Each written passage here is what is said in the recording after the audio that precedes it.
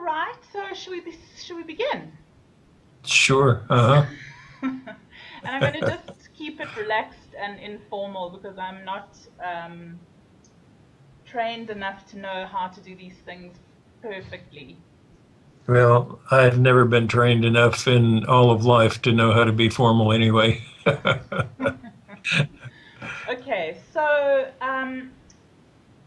I want to just welcome Lyn Buchanan onto this program and to be a part of the Soul Science Conference at Adam's Calendar in Mpumalanga in South Africa.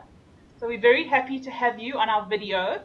Thank you for agreeing to be a part of the seminar and to give your amazing training and background and insight and mind to the process. Well, thank you for inviting me. And by the way, it may look like I go to sleep every now and then. My monitor is embedded down in my desk. I'm not going to sleep on you. Okay. So Lyn, I've got your profile here, and it says you're the Executive Director of PSI, which stands for Problem Solutions and Innovations. That's right. You've had many years in the US government on the remote viewing project, in a That's right. military Yeah. intelligence project. Why don't you just Right. tell us a little bit more about, just a little bit briefly about your background? Well, I went into the service, then was a missile man, got out and had a 12-year break in service, when I was going to college, getting several degrees. And at one point, 12 years later, I went back into service, was working with computer systems, and was a Russian, German, Mongolian linguist. Wow. And Japanese, by the way. I was in Japan. Wow. So do From you there, speak they all those sent. languages? I'm Do sorry. you speak all those languages? Speak several languages, yeah. And so then they sent me back to advanced Russian school and then over to Germany. Over in Germany, an incident happened, uh, most of which is still classified, but there was a very bad situation where I got extremely angry, and all of my life, when I get angry, things happen around me. I guess you could say I was one of those poltergeist kids, um, but not all the poltergeist kids are crazy. They're the ones who get the press. There are a lot of people who affect things with their mind, affect physical things with their mind. Anyway, I got extremely angry, and the all the computer systems, uh, all the intelligence computer systems in Germany just sort of blinked out, and that caught the attention of the director of the intelligence services, and he put me into a unit back in D.C. He yanked me out of Germany, put me back into DC, and sent me to this unit. And so the first day I was there, they read me on, and they told me that they were basically doing remote viewing and using the mind to spy rather than ground agents or equipment or anything like that.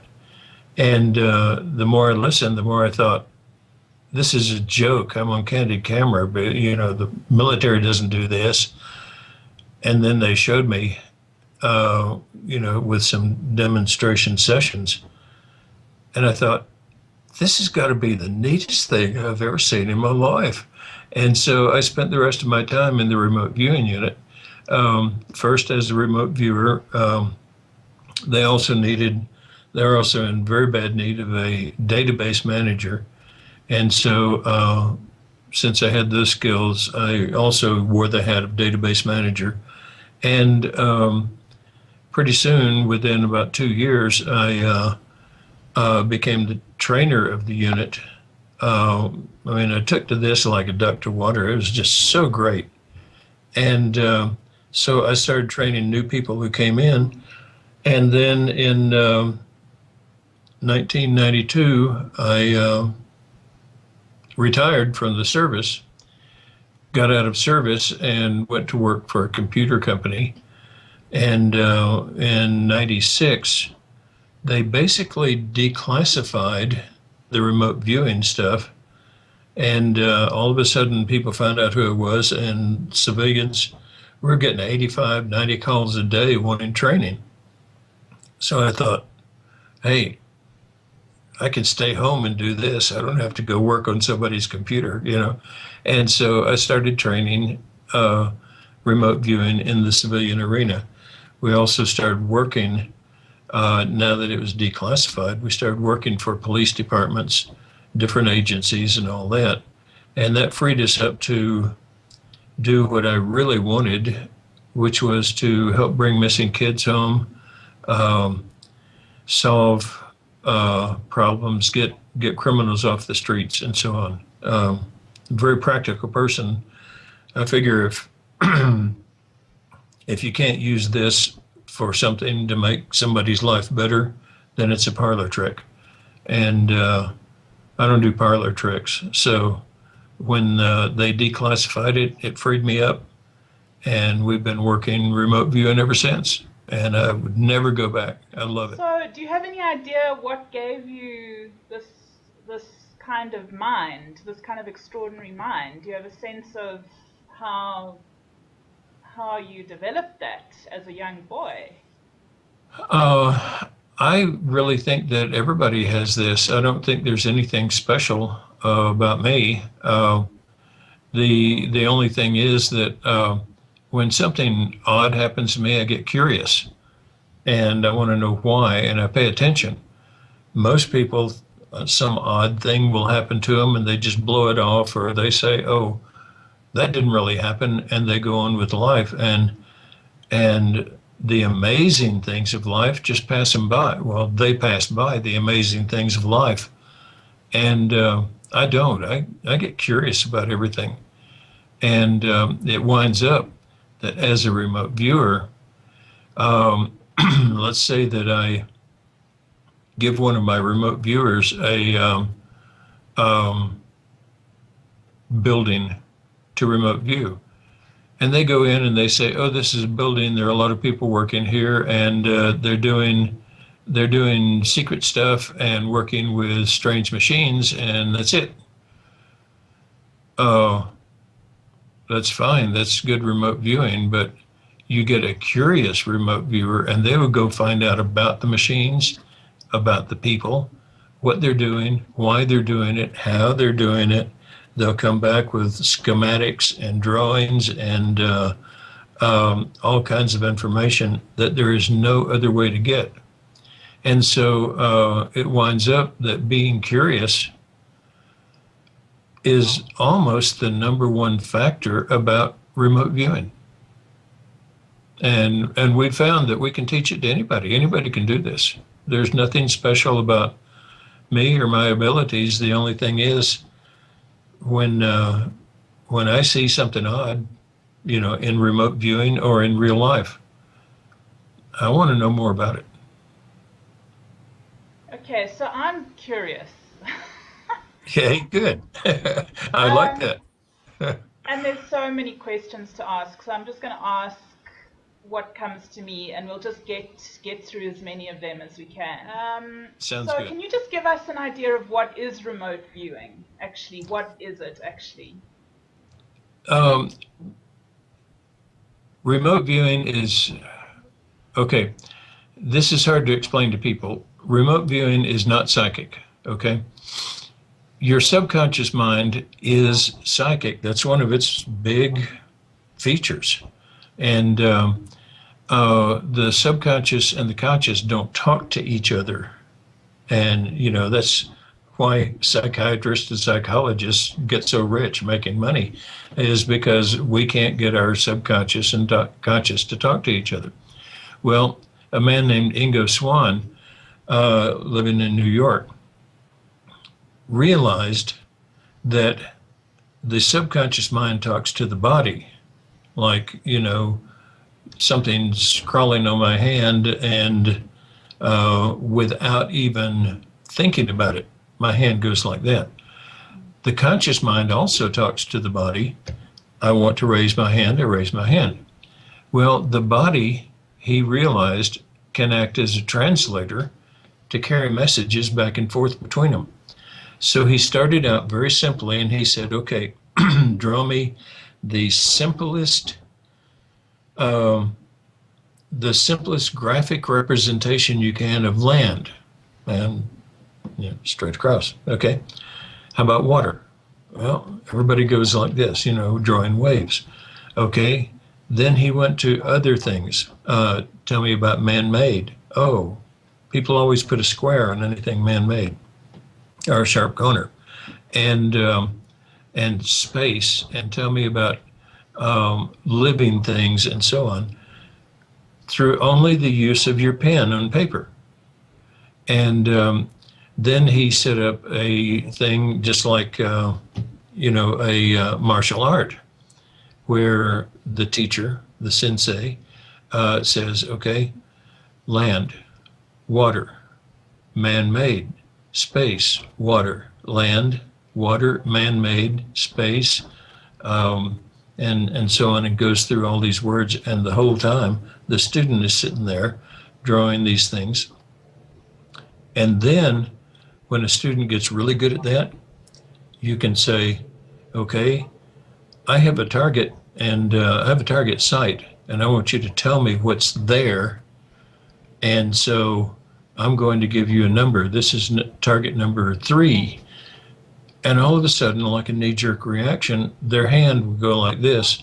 They can look at the squiggle and they can say, well, I don't know what the target is, but look, it's got land and water and something man-made. You pull the envelope you pull a picture out of the envelope, and there's a ship sitting on the ocean. And so through this long ninja-like training, you get the body to where it accurately can converse and talk to both the conscious and the subconscious mind.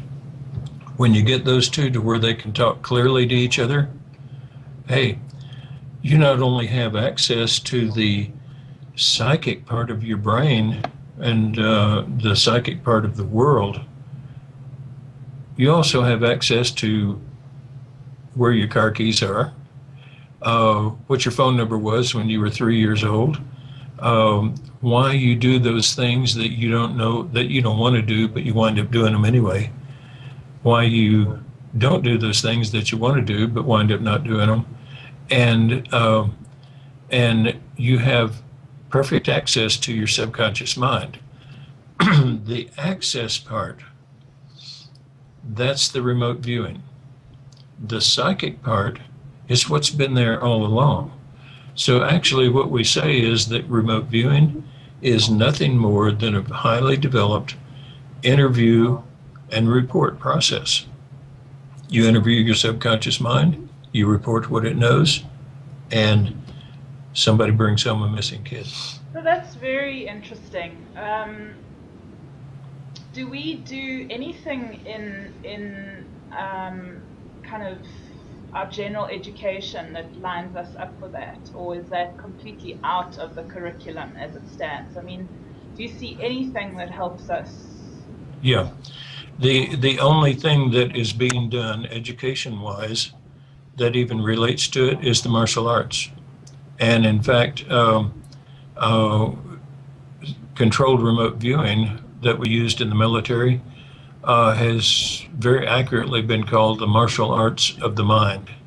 Now you go out on the internet and you look up remote viewing, and when the news came out, when this was declassified and the news came out, And one of the reporters for the Washington Post splattered headlines saying that the U.S. uses psychic spies, and we have never lived that down. Everybody who was a psychic said, "Oh, I'm a remote viewer," and so they teach. They set up schools, and I'm going to teach you remote viewing. Here's all you have to do: close your eyes, put the envelope to your forehead, and you've got so many things that are called remote viewing these days that the term remote viewing really has no meaning anymore, no specific meaning. But the controlled remote viewing that was developed by Ingo Swann for use with the military was highly successful, and it is very much a martial art. So we have found that people who are disciplined and have learned the martial arts over years of time, they have the discipline to buckle down, learn these squiggles and learn how to do things, and that they make fantastic controlled remote viewers. People who are flighty, couldn't park their car straight between two lines to save them, they struggle with it a whole lot more. So do you have to learn, in the end, do you have to learn like many different symbols? You will automatically do that as you're exposed to different sites. And once the subconscious mind learns to talk to you, oh, listen, it's not going to stop. Once that line of communications gets set up, you would be amazed. Inside of every person, there is a child that is a genius and is amazingly lightning fast. That's the subconscious mind. Once you give that mind responsibilities and rights, it grows up. And now then your subconscious becomes an adult that is lightning fast and amazingly smart. And that's what you have working with you and working for you all the time. So it takes work. It takes a lot of work. It takes practice. But once you develop that subconscious mind in the same way a martial artist would, then life changes. But yeah, the education that's used is only the educational field. The only thing that touches this is the martial arts. So I remember reading your book, The Seventh Sense, many years ago, and absolutely loving it. And there were so many things in there that I wanted to maybe just chat a little bit about. Sure. I'm just thinking where to start.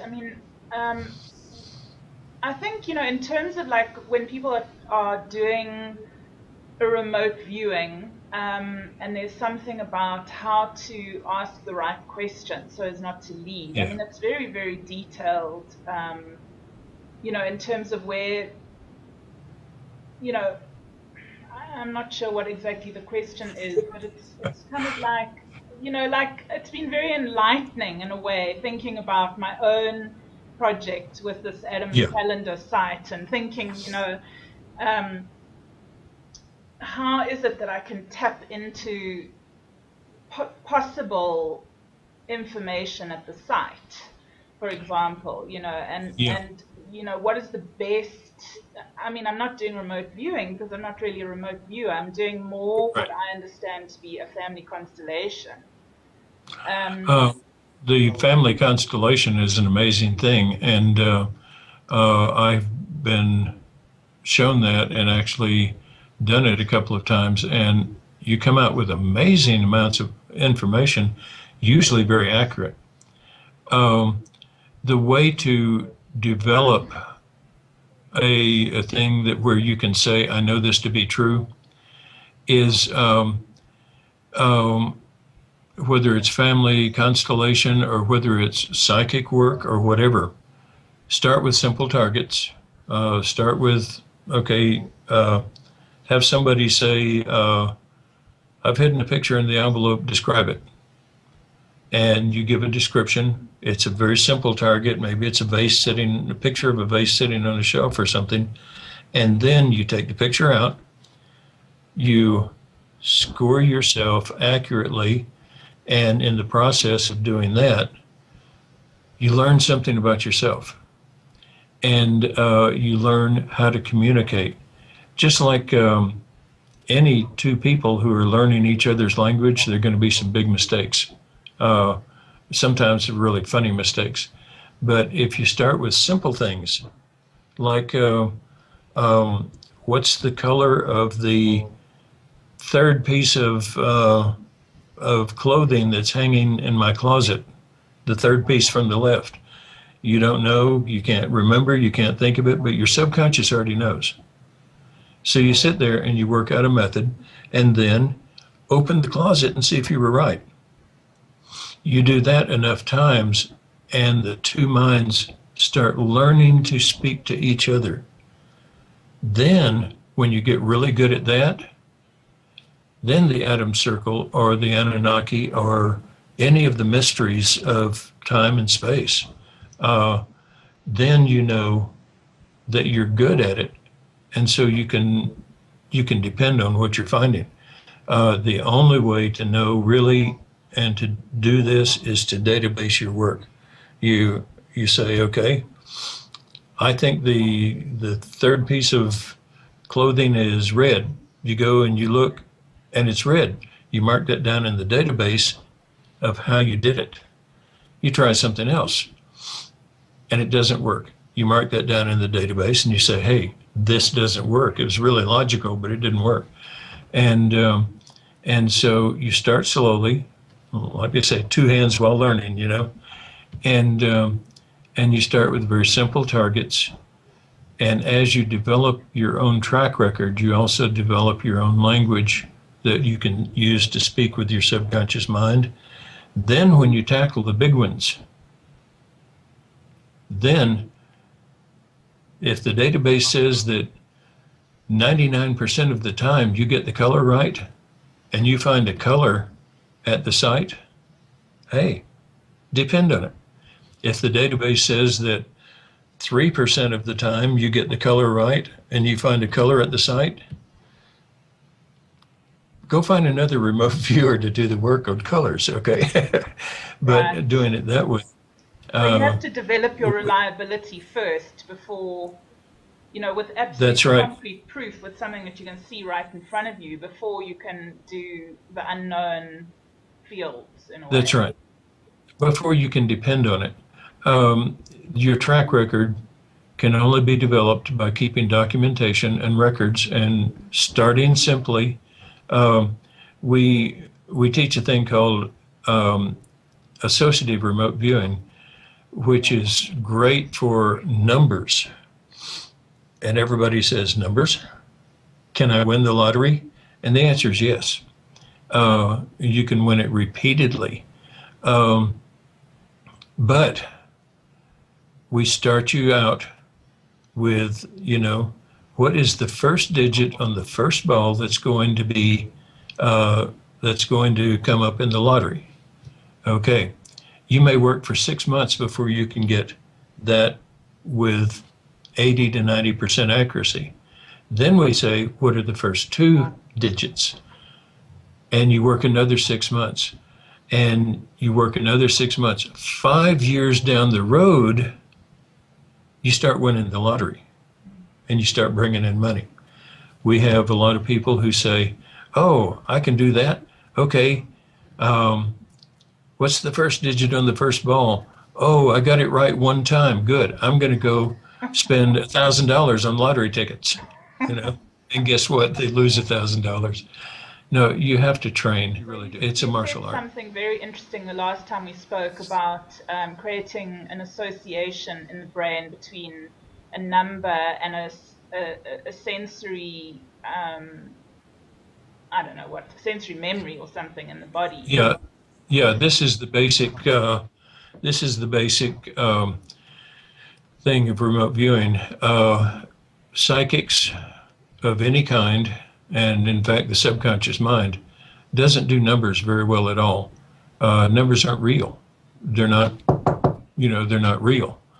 And so we say, okay, if the first digit is going to be a 0, then at 10 o'clock tonight, I'm going to give you some hot chocolate.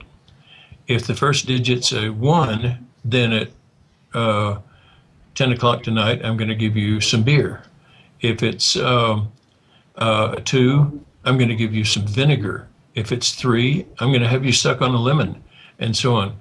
And so then you say, okay, now then sit down, move your mind to 10 o'clock tonight, and what do you taste? Ooh, lemon. The number is going to be a 2. Okay? And so by having you remote view easy things that are easy to remote view through association, we can find out those things that are very hard to view. And once a person learns to do this, I mean, I've sat at the roulette wheel in Vegas and said, okay, I've got a Coke here that's cold. I've got hot coffee here. If it's going to land on red, I'm going to drink some coffee. If it's going to land on black, I'm going to drink some Coke. If it's going to land on those little green ones, the one or the 2 green spaces, I'm going to take both. And so then I say, okay, move to the end of this spin. What am I going to drink? Oh, it's hot. I know what it's going to land on. And you bet. And you never bet big. That draws attention. You just bet, and each bet you double your money. And as you sit there for hours and hours, you walk home with money.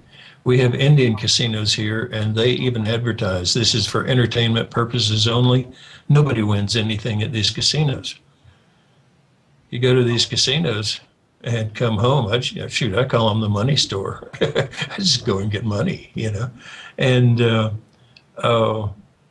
yeah, that's done by the association of viewing things that are easy to find, easy to view, by associating them with hard things, with things that are hard to view. And when you do that, you can find out the things that are hard to view. So I was actually sitting at a casino yesterday trying this out. I was thinking to myself, okay, now how would I, if I was just working the black and the red, and I'd have to, like, how would I get my body to communicate to me? I was basically practicing, and I was thinking, okay, well, red is associated with Coke, and black is associated with, what else? I can't remember what I chose, but I chose another kind of a drink. And then I was thinking, okay, now, is it that I must move in my mind to the future, the end of the spin, and try and taste something? Is that what I'm looking for, or is there an actual physical thing that I'm going to be doing? In the beginning, you practice, and that's where you learn. In the beginning, you're going to have that small little twinge, and what you have to do is, through practice, you have to learn to become sensitive to that small little answer, because the minute you ask your subconscious, what am I going to taste, Coke or coffee or whatever, it will answer.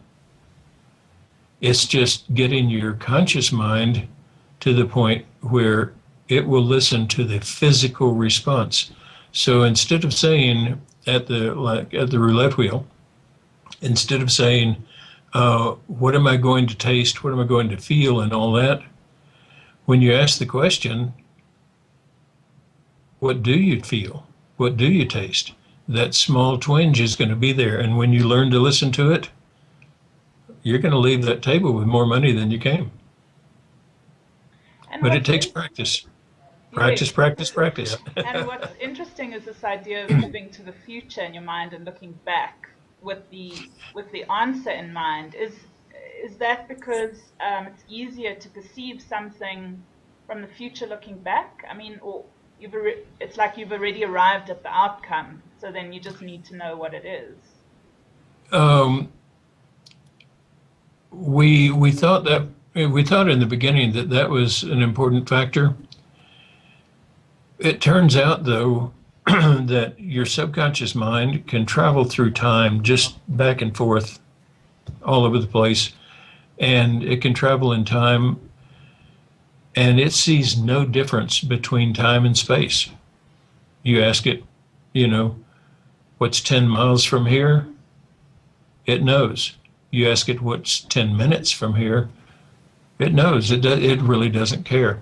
The whole trick to it is learning to listen to your subconscious mind, and rewarding your subconscious mind and your conscious mind when you get it right, and ignoring it when you get it wrong.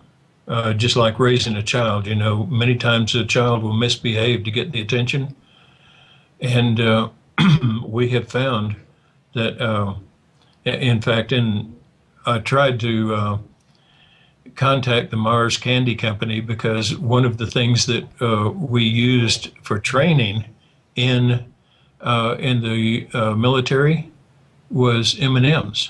Somebody gets something right, you slide an M&M across to them, and they eat it. And this is during the basic training, And we found that no matter who you are, no matter whether you consciously like chocolate or not, the subconscious mind loves chocolate.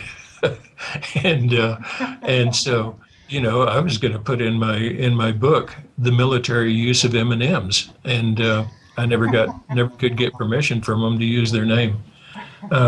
So I think I put in there the military use of chocolate, but it works. How would you describe the nature of mind and the science of consciousness? What is the nature of the mind, in your opinion, or even the human mind, as opposed to, any kind of other intelligence? Yeah, this is a easy question without an easy answer, actually. The fact is, everyone has their own theory about this.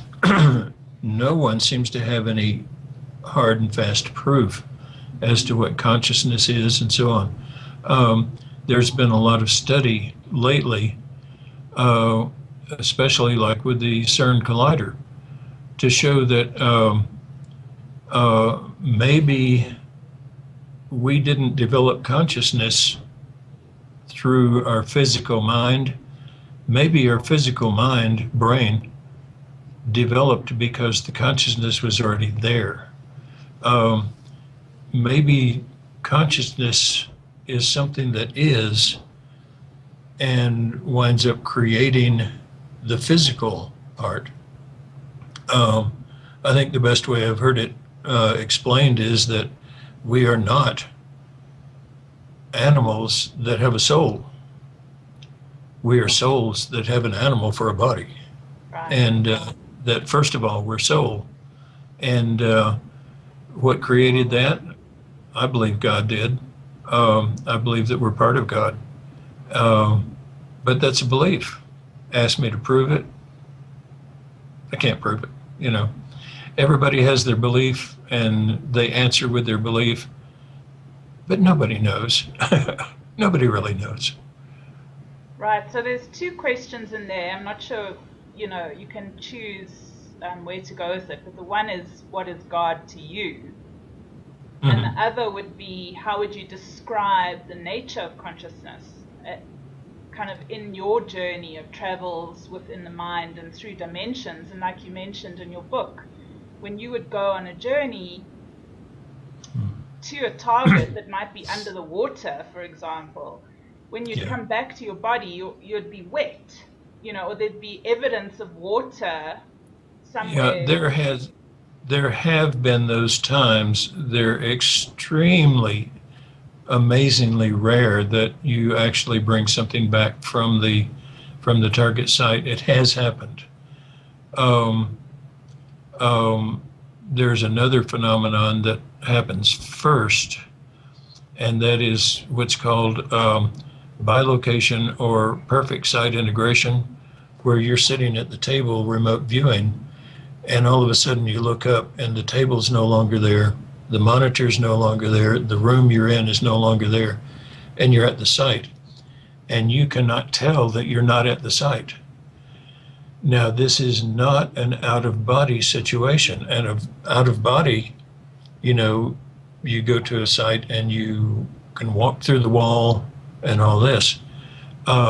In the controlled remote viewing, perfect site integration situation, you try to walk through the wall, you're going to hit your nose and it's going to hurt.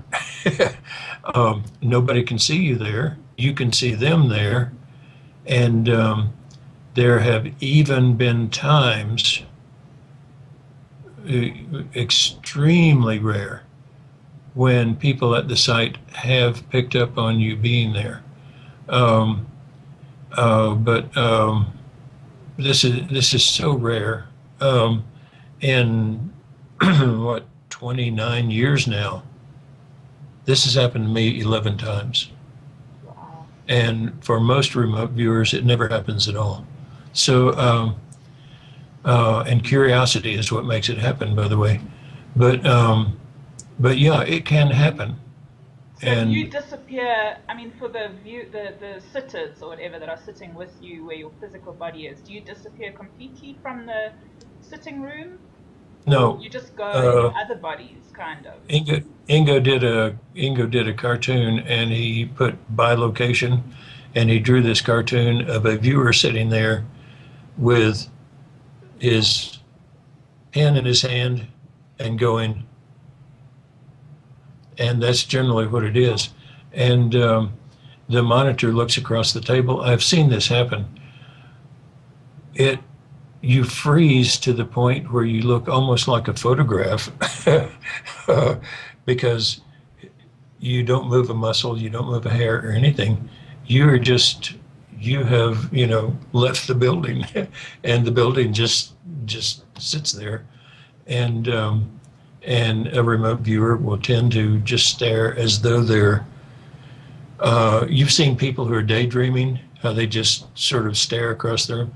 That's what it looks like to a greater degree. So then would you describe that as us having a number of energy bodies that operate at different frequencies, so that when we're on the site, we're kind of moving in a higher frequency light body, something like that? No. Just wondering how you would describe that. I just think your consciousness has left the physical part and gone somewhere else. I think that your consciousness, your subconscious mind, is able to do that. You do it in dreams, you do it in fantasies, you do it in reverie, you do it in those moments of revelation. And it's something your subconscious can do. It wants to go somewhere else, it goes somewhere else.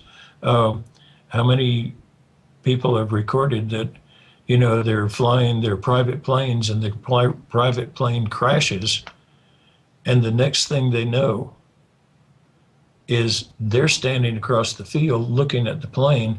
They have rescued themselves and don't even remember how. They don't even remember the moments in between. But their subconscious mind takes over and gets them out of there. And your subconscious mind can do things like that. It wants to be somewhere else, it goes somewhere else.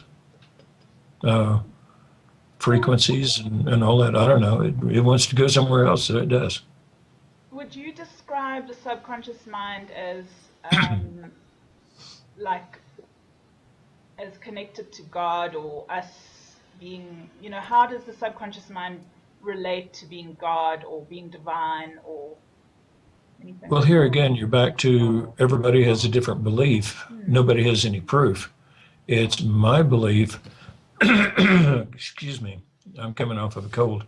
Um, it's my belief that you have your conscious mind that's separated from the subconscious by the body. Once you make that bridge, then you're in connection with whatever the subconscious is connected to. I think it's connected to the whole of humanity, um, uh, and beyond that to whatever is beyond that. So, do you have access to those things? Absolutely. You ask me what my relationship is to God. He's a good friend, and I say he, she. God is a good friend. Um, but as far as Okay. me knowing an answer to your question, I can only give you a belief. And I remember you saying something about in your book about how when you started the remote viewing, it just completely changed your whole paradigm and perspective Oh of yeah. what is God. Excuse me. That's Yes. fine. Um, Several things happened. Um, um, Now this seems to never happen when you're studying the remote viewing that you get off the internet. But the real controlled remote viewing, one of the things that happened to me was that during that learning period, um, things that were coming from my subconscious didn't exactly get funneled straight. And all of a sudden, I smelled purple, tasted purple. For my whole life, I will never be able to tell you what purple smells or tastes like, but I know. and um, there was one session where the target was a lemon, and I heard the lemon, and I heard the frequencies of the rind, the frequencies of the seeds, the juice, the pulp, the frequency overall of the lemon itself, the harmony. And I don't think I've ever heard such a beautiful, perfect harmony in my life. And I was listening to a lemon. Yeah, I will. There's that music piece, the missing chord, uh, where the person hears the perfect chord and searches for it again the rest of their life. Um, Once my mind learned how to funnel this information, Sorry. once my mind learned how to funnel the information, that stopped happening. But uh, people may think I'm crazy, but I have heard a lemon and I have tasted purple. And it's called synesthesia. You can look it up. It happens to different people. Um, but it was a beautiful time. And then, of course, I grew to where the mind was sending smells to my nose and sounds to my ears, and all that went away. But it was beautiful. So I was interested in asking you about this idea of the split brain, which some people speak about as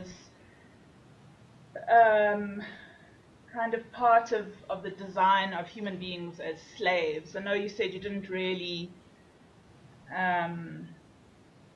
sort of have much of an opinion on that. I don't know if there's anything interesting about the training of, is there any limitation in the brain other than what you've described, just that you have to overcome? Yeah. The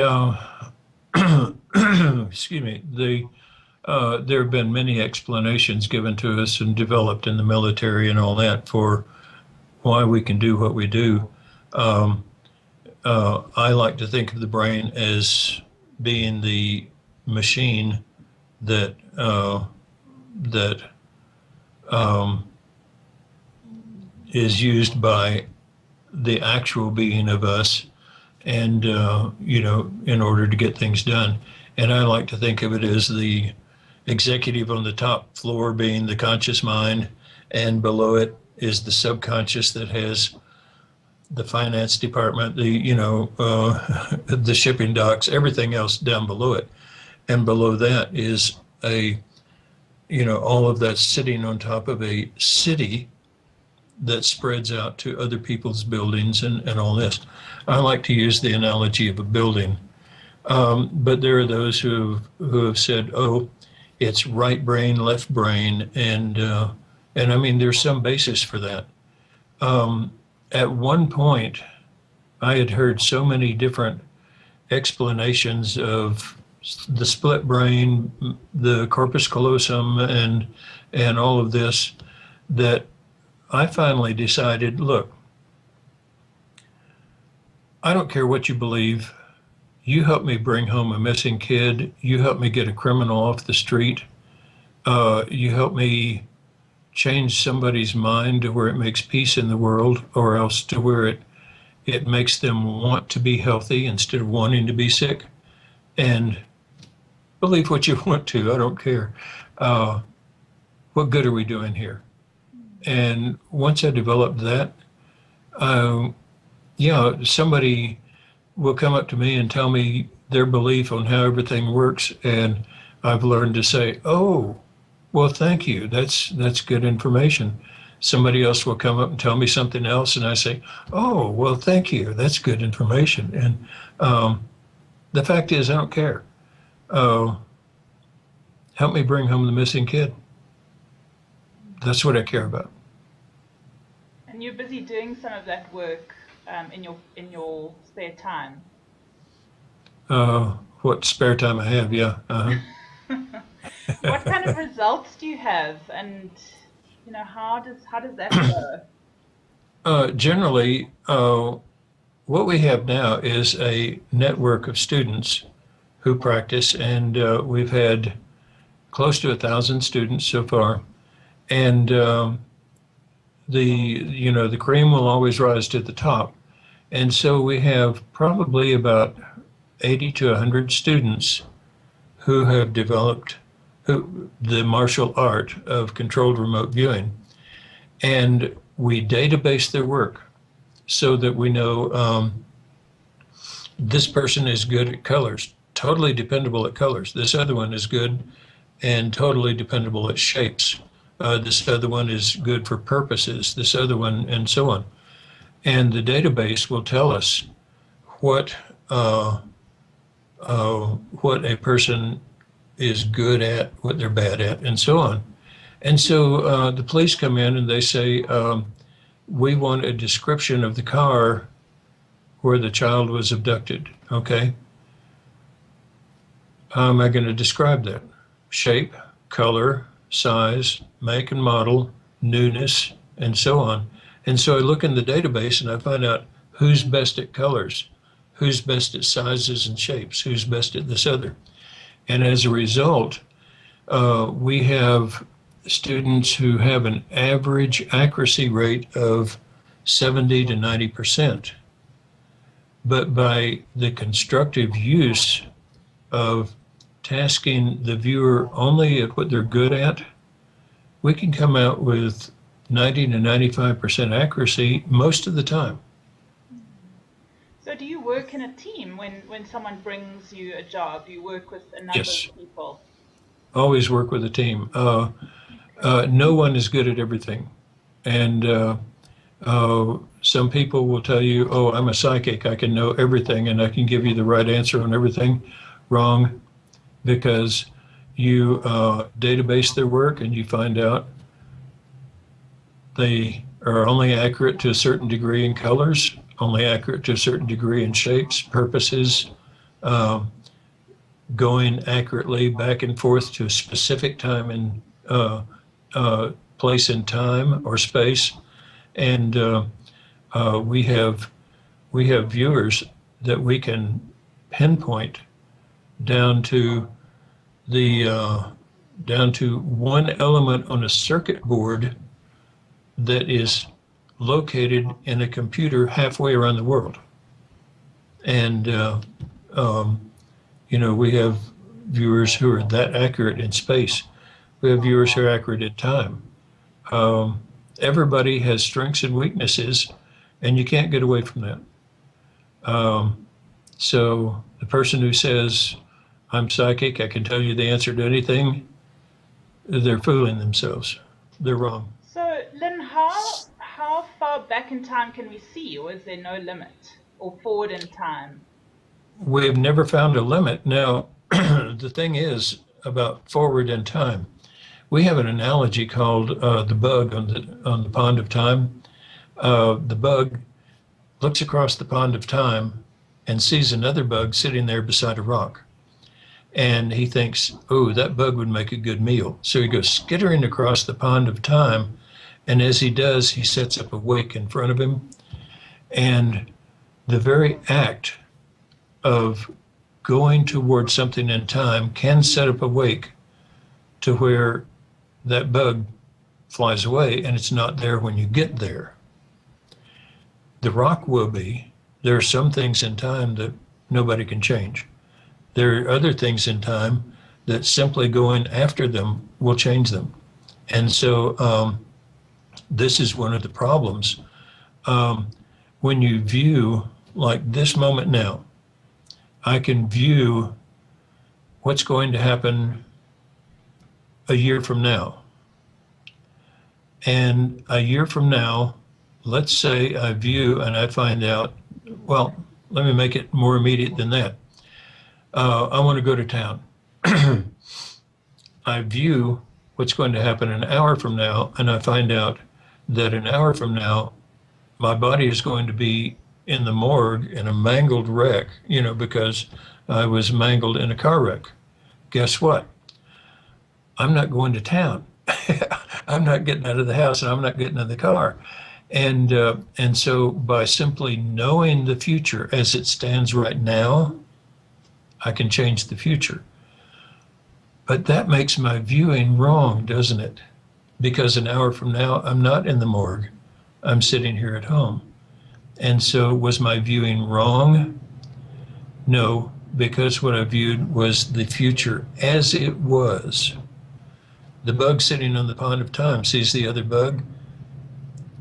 When that bug gets there and the other bug is gone, does that mean that it wasn't there when he looked across the pond?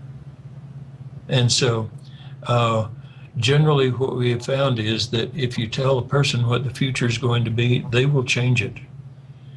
Now, you have been accurate for the moment that you view. But when they change it, a lot of skeptics will come in and say, oh, you were wrong, you didn't see that. Well, you're right, I didn't see it because at the moment I viewed, that future didn't exist. So, but to go back in time, which is already solidified, yeah, you can be totally accurate. Now, I did a study, research of my own, showing that you can affect the past. You can't change it, but you can affect the past to make your present more pleasant, a better life right now. And we found a way that it works. It's very complex. It can generally only be done by the most advanced controlled remote viewers, but it works. And we have tested it out. It works. You can affect the past. Wonderful. Oh, there's just so many questions. I think the one, it's just like where to go with this.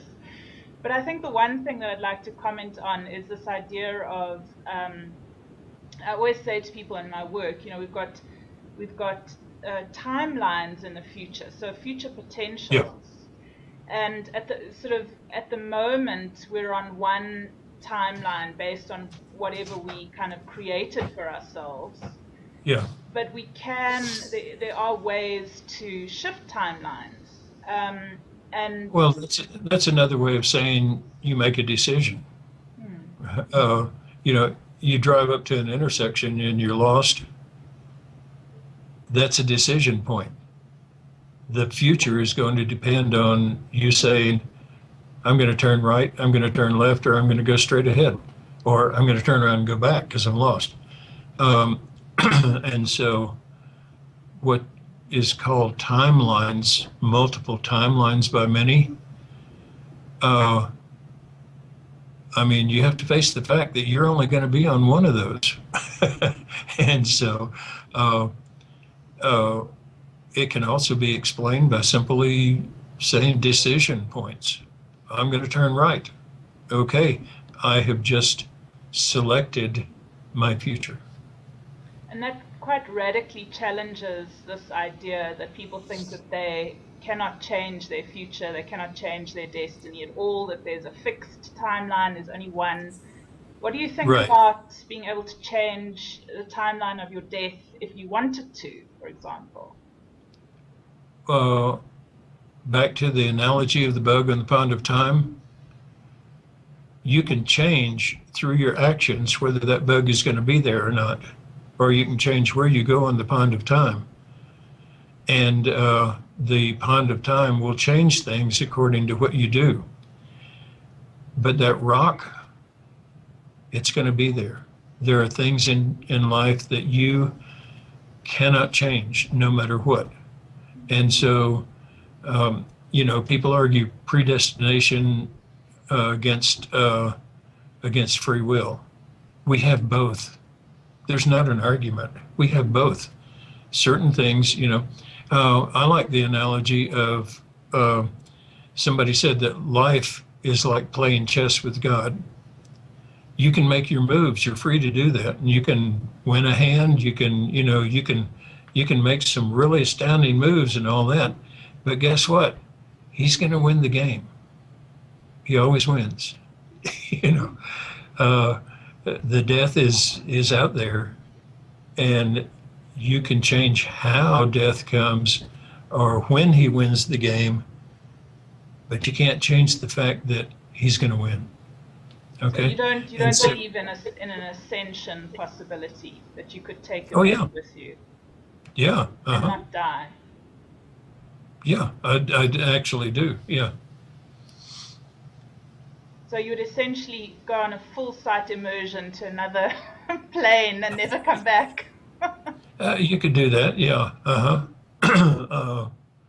I in the Bible it talks about the ascension of different people, and that they rise up into the sky and all that. And I mean, if I were to ascend, would I really want to take this fat, overweight, old body, gray-headed, achy bones and all that? If I were to ascend, I think I would want to leave the body behind and get a new one. I haven't done so well with this one. Do you? I mean, this is there's just so many questions in my mind, but do you think that because of the work that you do, you get monitored from outside forces or outside powers that might not want you to do what you do or not teach what you teach? I remember it was another thing in your book where you said you learned how to create a field of non-interference in your space, something like that. Yes. Without getting into paranoia here, yes, we remote viewers can spy on each other. The better they are, the better they can spy on each other. Generally, the things that would turn their subconscious mind away from you will work. The better a remote viewer is, the less it works. I know that in the military, when we were tasked to find the plans and intentions of some foreign leader, it would take like an hour session, 2-hour sessions. We might have to have 5 people doing 2 and 3 hour sessions before we would get the information that we needed. But if a person, without naming the leader, he had a lot of voodoo people protecting him with the voodoo and the protection and all that. And what happens in that case is their subconscious mind thinks, oh, I'm protected, so I don't have to defend myself. And on something like that, on a leader like that, shoot, 15 minutes and we had the information we wanted, and we were going off to drink coffee or have lunch. Generally, what happens when you put the ball of light, the reflective ball, or anything around you for psychic protection, first of all, it only protects psychically. It doesn't protect anybody from viewing what you're doing, who you are, how you're dressed, and so on. But it will protect you psychically if the person is not a good viewer. If the person is a good viewer, you're a sitting duck. I mean, you become easier than if you didn't have that protection at all. So depends on who's viewing you. But yeah, we had the remote viewing unit, and we regularly had remote viewing units from other countries stopping in. We became very sensitive to them, and in fact, in a couple of times, we became friends. Got to know them, and people ask me a lot of times, "Are we being spied on?" Yeah, you are. You have a big piece of land, and you want to sell it. Listen, before it makes the MLS listings, the real estate listings in your country, they know about it in Japan because they're spying. They want to buy land all over the world. And Russia, Iran, Iraq, more Iran than Iraq, but they're doing the same thing. They're looking for land. They're looking for businesses. You look at any one of the top businesses in your country or in my country, and you're going to find that a lot of it is owned by foreign investors. And how did they know about that opportunity? They spy. Sure. You are being spied on all the time. Yeah. So my idea is to kind of investigate this particular site that's been named by Michael Tellinger Adam's Calendar. And he started to do a bit of research into the circle and the stones and what's happening inside the field. And apparently, it's got all sorts of weird magnetic properties. When you're inside, you lose, the compass doesn't, have a direction anymore and things like that. So there's no way to really exactly know, I guess, other than to use an extremely well-trained remote viewer to start to get a sense of actually what is this site and what is its origins.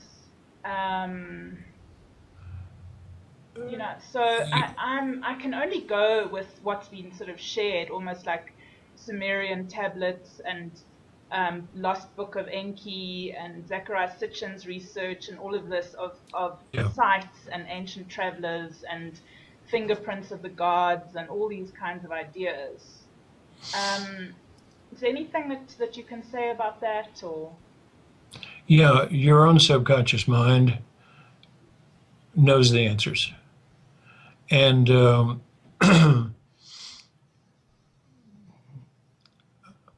I believe that basically Zachariah Sitchin is correct, but he makes many mistakes. He makes many timeline mistakes, and he jumps to conclusions from the evidence that he has seen that wind up being wrong. And so when you go to such a site as this, ask specific questions to yourself and take the answers that yourself gives you. Don't say, you get information and you say, oh, but Zachariah Sitchin says it's something else, so I must be wrong. Don't shoot yourself in the foot like that. Your subconscious mind is trying to tell you the answer. And like I say, you need to develop the ability to speak with your subconscious mind clearly, and don't take what your subconscious tells you and jump to your own conclusion that's wrong.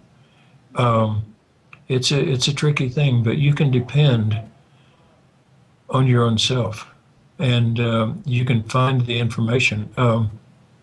I I got controlled remote viewers are never told what the target is. They're told, this is Project 9704, question 3, what's the answer? And that's all you get. Because you don't want to have somebody else's opinion affect what you're getting from your own subconscious mind or how you interpret it. And so I got a task one time, and the tasking was why.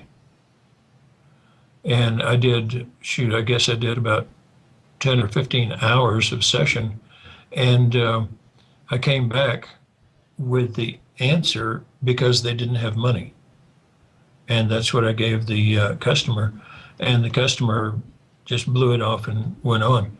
About 2 years later, the customer called back and said, "What did you mean they didn't have any money?" And I said, "No, I didn't say they didn't have any money. I said they didn't have money." And I told him the details of what I found in my session. And it was that there was this city-like structure, and nobody had money. And so the government would take all these farmers, make them come to this city-like place, and spend 2 weeks serving the government, building roads and things like that. Then after the 2 weeks, they'd go home, and then another group of farmers would have to come and spend their 2 weeks, sort of like National Guard, where you spend 2 weeks doing military service and then you go home. That as the government fell, one of the groups that had been there for 2 weeks went home, and the government had not notified anybody else to come, and so nobody else came. The full question that the guy had asked me 2 years before that was, why did the Aztec cities empty out overnight? And no archaeologist, nobody's ever been able to come up with an explanation. And if I had known that was the answer, that was the question, I would have come up with some sociological thing or whatever. And so anyway, it was about 4 months ago. My session happened 20 years ago, but about 4 months ago, this archaeologist who had tasked me with the question finally found evidence that was exactly why the cities emptied out overnight, and he got published. It's now in publication, but instead of taking my word for it, it opened his mind to a new possibility, and in his archaeological work, he found that was truly the answer. And so, don't depend on other people's opinions to interpret the information that your subconscious gives you. Be ready for a surprise. That's nice. That's good to keep in mind. It's so easy to want to find the answers in other people's opinions. Yeah. Zachariah Sitchin was wrong on many things. I think he was right on most of the things, but he was wrong on many things. The Nephilim are in no way, shape, or form, even physically or DNA or anything like that, related to the Anunnaki. Totally separate. And yet I think he has them as their children or something like that. Totally what different. are the Nephilim? Totally different them. Hmm? Who is the Nephilim? Let, they're mentioned in the Bible as those who came down from the sky and so on. And but anyway, instead of getting into that, that's a that's a full day's conversation over about 20 beers. You know. Okay, well, I'll have to come to El Paso, Texas. Well, no, you're not in Texas. Where are you? El Paso, About 80 Arizona. miles, about 80 miles north of El Paso, out in the middle of the desert, out here where it's kind of hard to grow cactus even. Those are, for me, those are very interesting kind of questions, and Yeah, they are to me too. They don't matter, you know. My answer is just another answer, and they don't bring home missing kids, but I find them really interesting, you know. So you don't want to talk at all about the Anunnaki, like just in your opinion, who they might be? Oh well, the Anunnaki. I think that Zachariah Sitchin did his homework really well. I think he drew more conclusions, jumped to more conclusions than he should have. But I think basically he's right. That the Anunnaki did an intervention into the human DNA and created part of the evolution. Possibly or probably so, yeah. Uh-huh. Yeah. And in your opinion, is it more like sort of 500,000 years ago, something like that, like starting much further back than what he expressed in his books? I think probably so, yeah. Uh-huh. Closer Yeah. to like 450,000 years ago, something like that. I don't know. I've never looked into that. It just, the few times that I have had the luxury to view some of the things that I'm interested in rather than the things that will actually help people. It was a long time ago, very long And time ago. this Yeah. idea of sort of these civilizations starting to come back or making contact now more and more. What is your opinion on that? Where are we going with making that kind of contact? We've already made it. I mean, you know, it's been done. I made a With mistake how once. many civilizations? Oh, there's not us and them. There's us and them and them and them and them and them and them. Each one is here for for their own purpose, not for us. Now, having said that, I was tasked one time for doing now this was an official tasking, and I was given access to records that are not publicly available. But I was tasked to do a paper on any relationship between psychic ability and the ETs. And I was given access to things that never made the blue book and things like that. And through the study for this paper, I found that you can take the ETs and divide them basically into 4 different classes as respect to this question. The psychic and the non-psychic, and within each of those, you have the friendly and the unfriendly. So you can divide them into 4 groups. The non-psychic friendly ones come here for trade, and they do come here for trade. Can you give them a trade. name? Like, who are they? There are many of them. There are many thems. Well, give me a few names. If I I wanted to don't know. make contact, I don't who know would I the ask names. for? Yeah, that hasn't been told to me. I do know the person who is in charge of the technology transfer, but he's never given me any names. I don't know if he knows any. But the Can you non-psychic, just say what kind of technology is non-friendly, that? What I'm kind sorry? of technology is that transfer? Like, is it technology like hard Yeah, every time I go there, he says he's like a kid in a toy shop, you know, and he says, Lyn, come look, we've got some new toys, and he actually calls them toys, and some of them are shoot earth-changing things. I'm not going to talk about them because if I did, he'd never show me another one. Um, but anyway, you've got the non-psychic friendly ones who are here for trade. The non-psychic unfriendly ones don't come here. They're afraid of us, don't like us, and wouldn't have anything to do with us.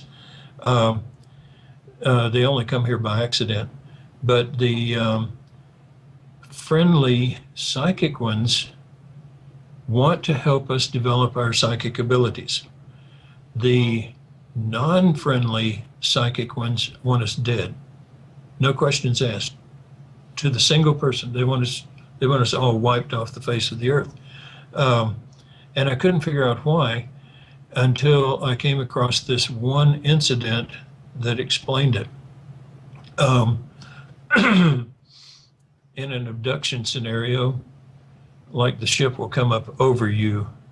You may see the ship from far off, but it comes up and gets right over you, and that's when they zombify the people and abduct them.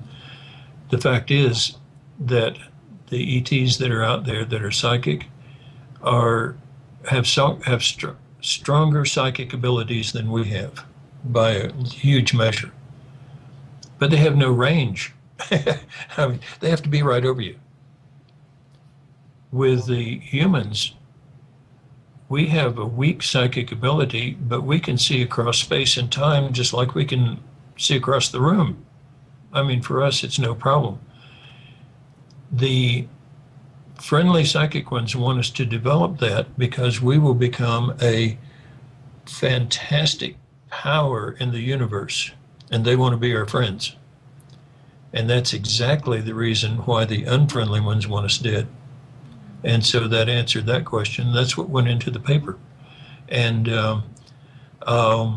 in practice, it seems to have borne out to be actually an accurate report. So Of course, that's off the thing of your conference, but no, it's not really. It's actually not, because you know, I feel that the site is Anunnaki based, and it's, for me anyway. This is my feeling about it, that it carries the memory of the Anunnaki on Earth, and you know, some of our forgotten origins are there to kind of be tapped into and remembered from sites around Southern Africa. yeah, And when I don't know, I think many people have different interpretations about the Anunnaki, that some people feel that they came to mine for gold and that they created this slave race hybrid from the Homo erectus, and they spliced the genes of their own and created Homo sapien as slaves to mine, essentially, and that yeah, was a part of the agenda, and that, you know, in our DNA we carry a kind of memory of slavery and yeah, subservience, which is kind of what we're trying to overthrow now in this next sort of yeah, paradigm era that's opened up for us. Essentially, there's more, I suppose, awareness and yeah. Mm-hmm. consciousness available for us now. And so for me, it would be about the fact that we've somehow come full cycle, and that we're going back into this phase of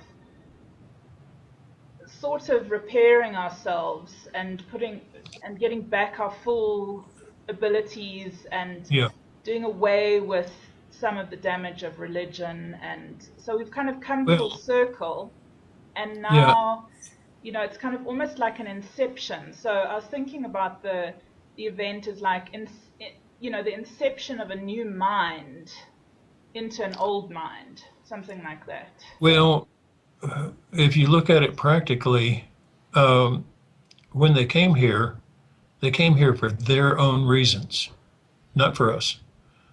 And um, if they come back, they're going to come back for their own reasons, but they better be careful because by now we've developed reasons of our own. Mm. And we're not going to be just, animals out there that they can manipulate.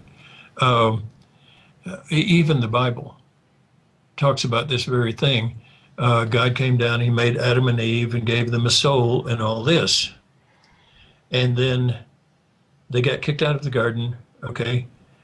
Cain killed Abel. And then what does the Bible say happened with Cain?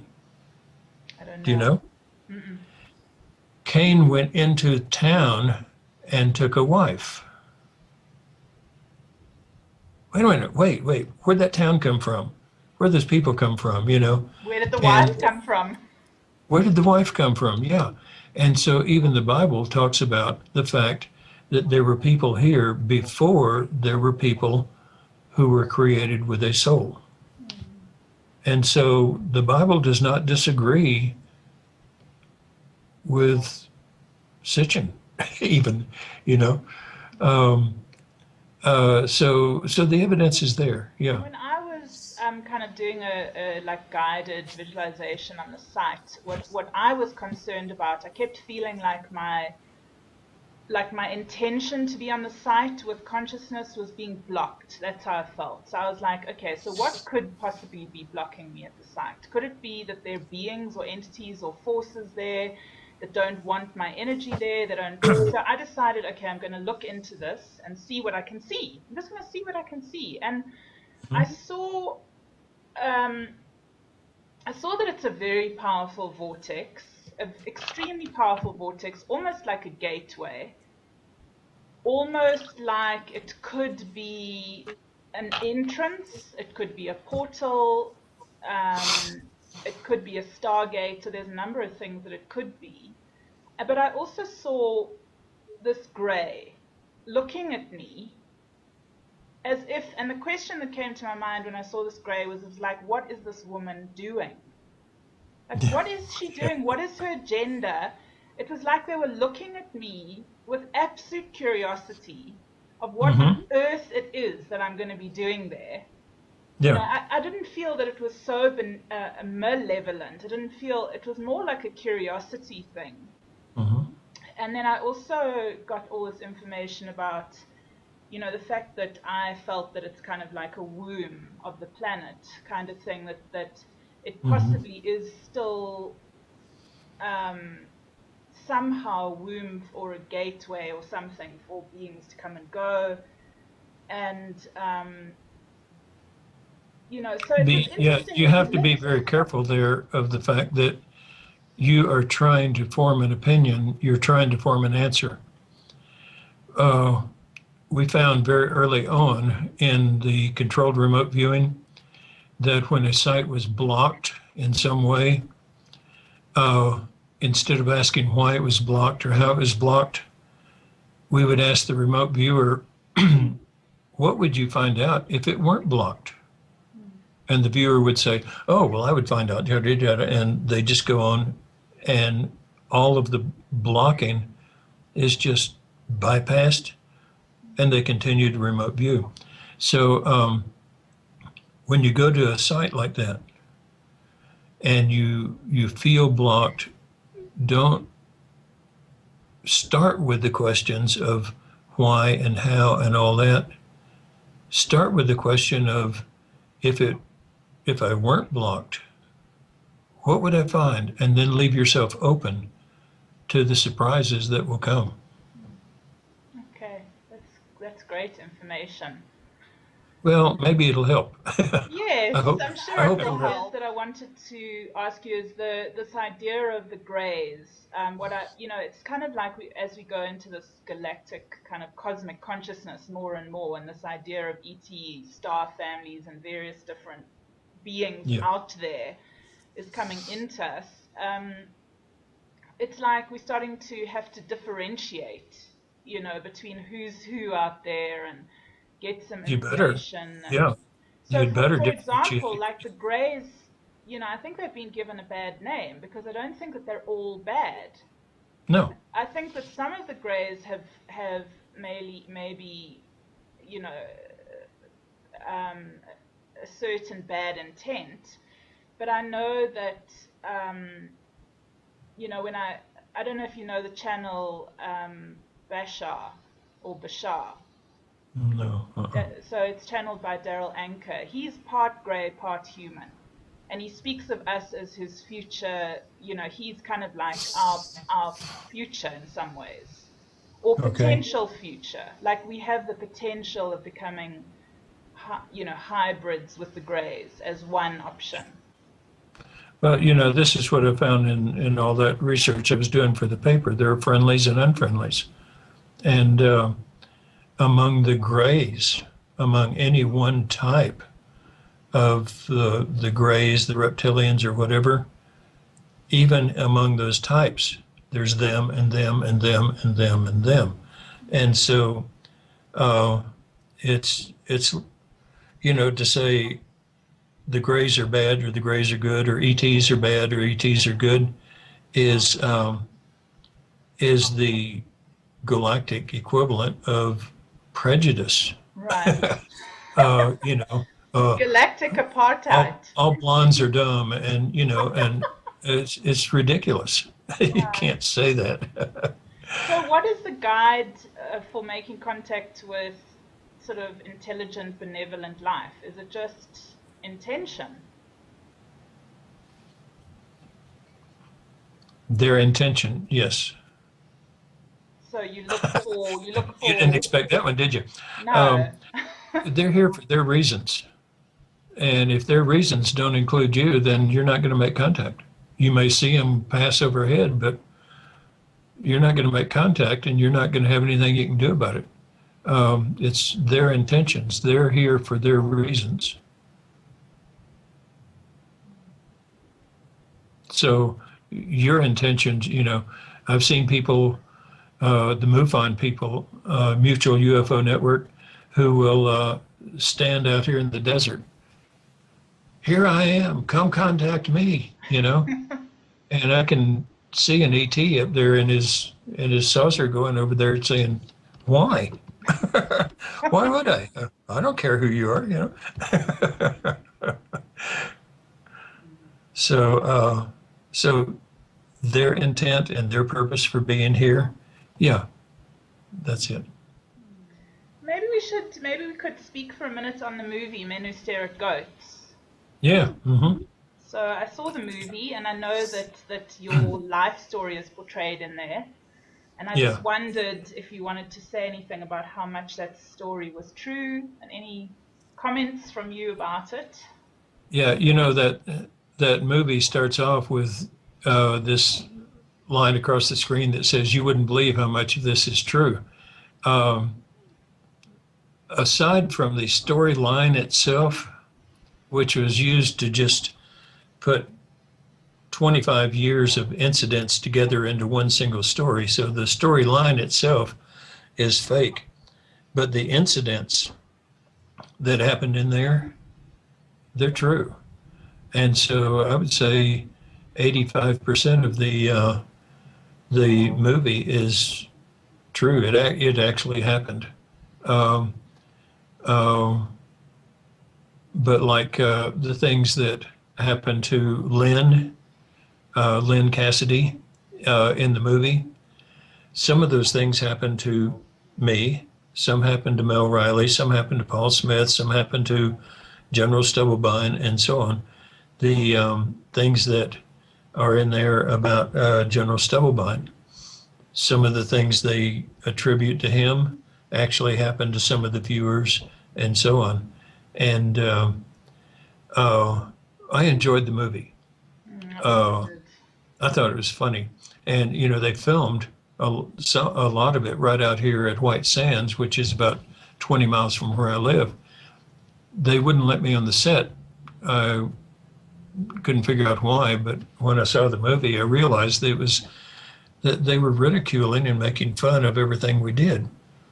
And they did a good job of that, And shoot, if they let me on the set, I could have told them a whole lot funnier stuff. Because it was an entertaining time. It was an exciting time in my life and for the other viewers. And I thought it was a good movie, taken with a grain of salt, and yet realizing that every one of the incidents that happened in that movie actually did happen. Well, except for the one last one. my wife pointed out to me. She said, "You realize in the end it was one of Lyn's students who managed to walk through the wall." Is that And true? no, not that No, I know. no. Not that I know of at all, you know. But the other incidents in the movie, they were all true. Yeah, they happened. Yeah, so Lyn, maybe we can leave it at this for today. I mean, there just are so many more questions. I mean, there's questions, Yeah, about the future and money and all these kinds of things. Like, I mean, maybe on closing, you could reflect on anything that you've seen about the future for humanity, essentially, and some of the tips that perhaps you could offer in terms of the best timelines and yeah. what we can do to get ourselves on the best timelines for the future. Okay.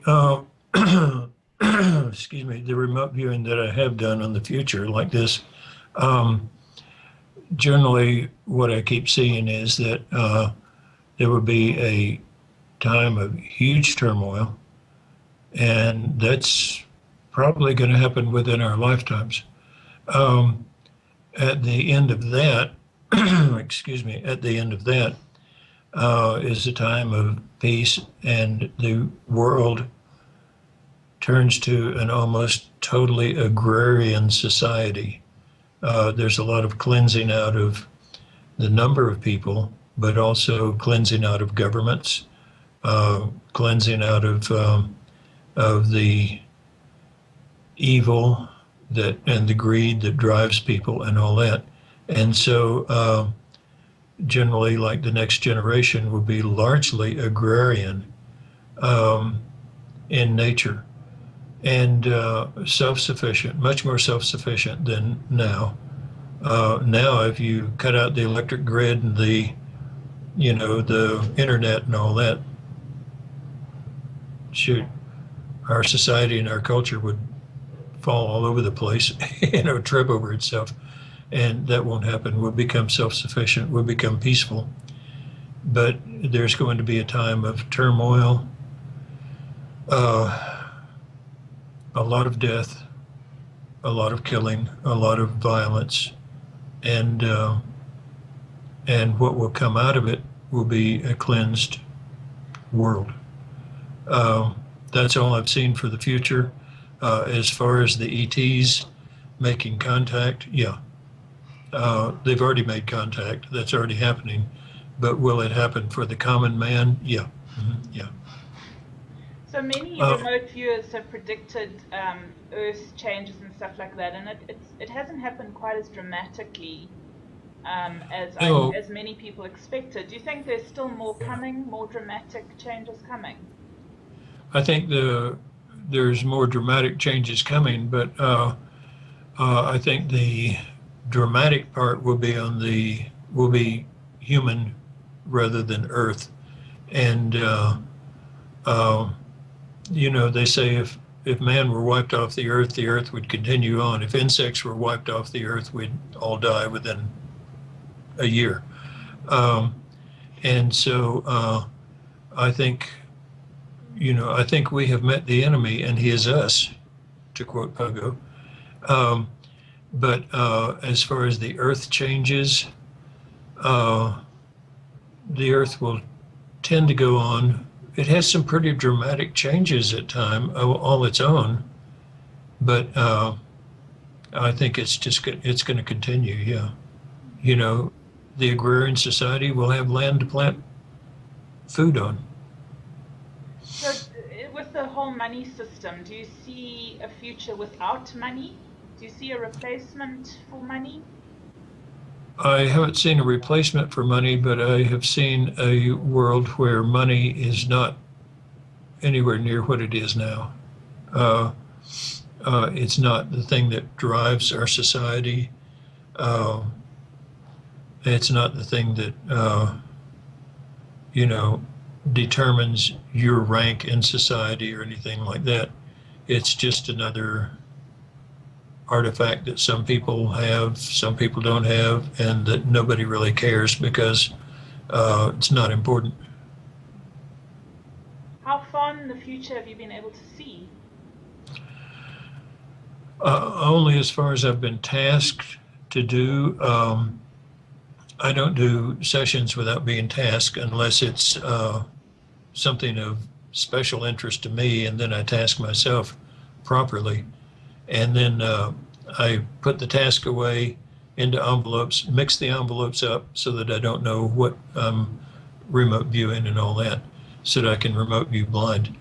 But I would say the next 70 to 80 years is probably the furthest I've looked.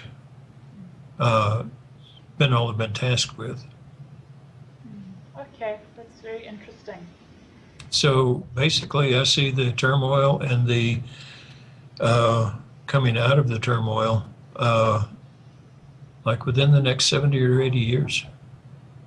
So have you got Close. tips for the greatest way to survive the future? Do you believe in sort of this sustainable living thing where, you know, you're living Oh, absolutely 100% absolutely. off your own property and off the grid and Yeah. all of that? We produce our own electricity. I have a huge solar plant out in back. We have the ability to grow our own food even out here in the desert. And instead of being on a public water supply, we have our own well. Our house is 120 feet above an underground river, and that's where me and my family, that's where we get our water supply. We produce our own electricity. We're becoming very self-sufficient, and I think that's going to be very important very soon.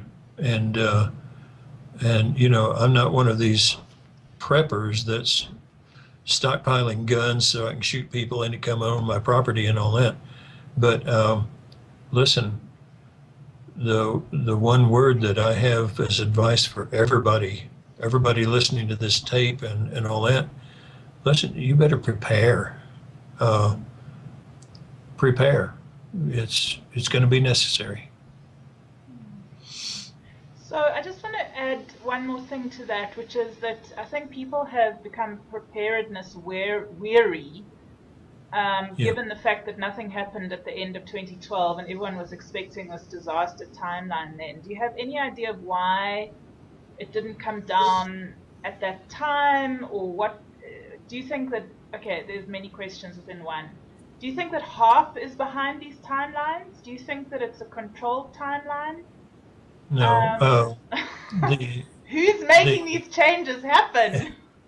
The 2012 thing was accurate, and it did happen.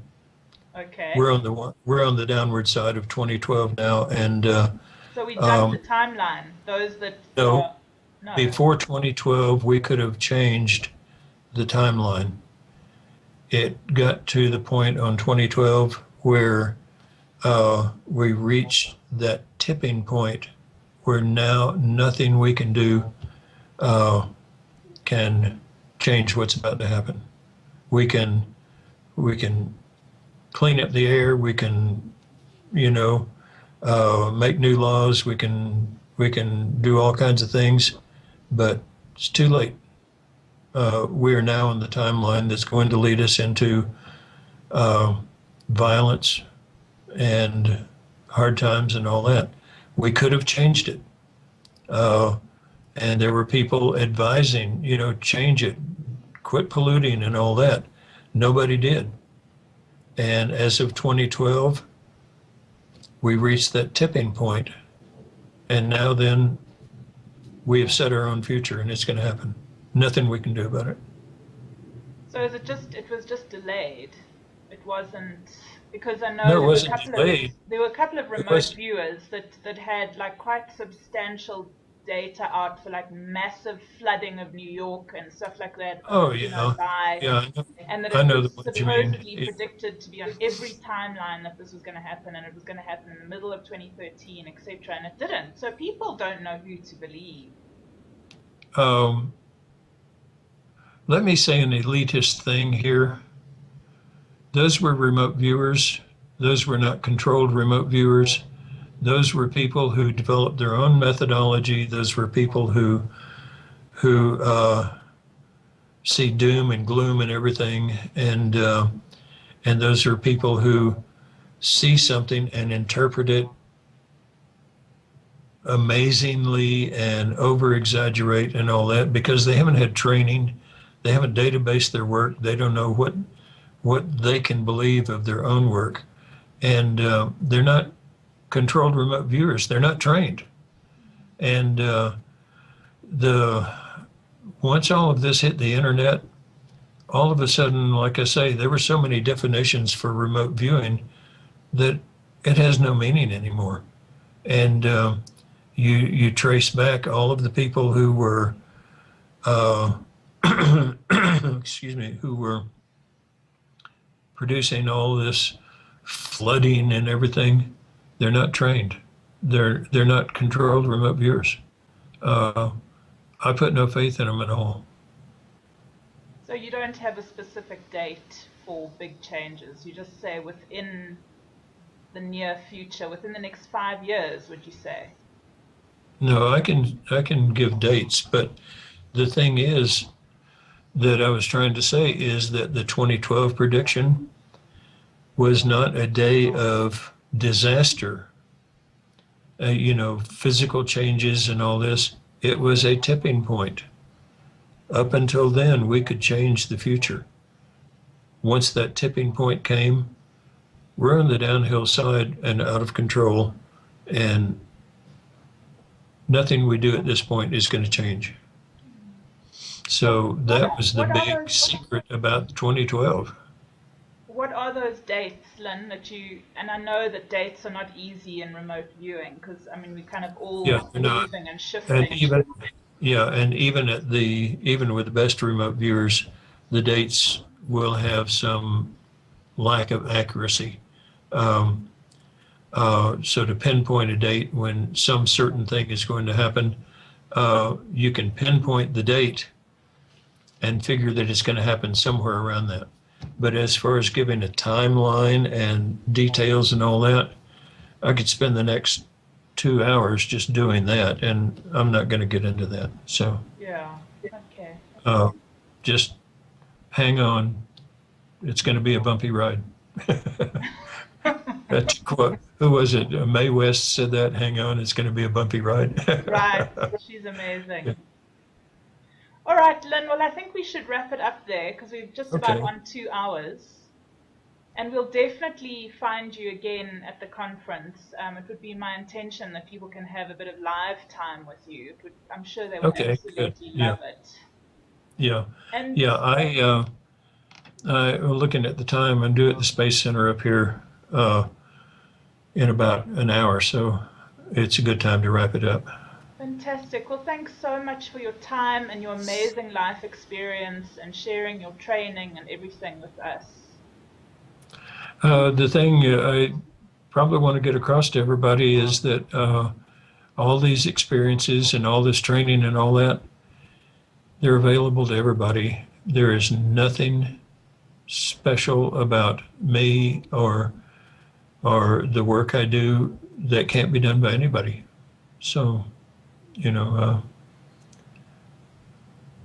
my time on this planet is limited, so I've been trying to push all this experiences and abilities and train other people how to have them so that humanity will get better. That's what I'm trying. All right. Well, I think I definitely would love to prioritize learning more about what you have Yeah, done. You know, I think it is very, very important. So good. Okay. that's why I'm really excited to have made contact with you. Definitely one of my heroes. Thank you. I'm glad you're doing what you're doing there. And I hope the conference really produces some good understanding and knowledge and education of a lot of people who attend. Thank you. Yeah. All right, Lyn. Well, much love from Africa, from the southern tip of Africa, to Yeah. Well, you. from the desert to you, too. Thank you. And we'll see you again at the conference live. Sounds good. Okay. Be well. Okay. Bye-bye. You all. Bye. Bye.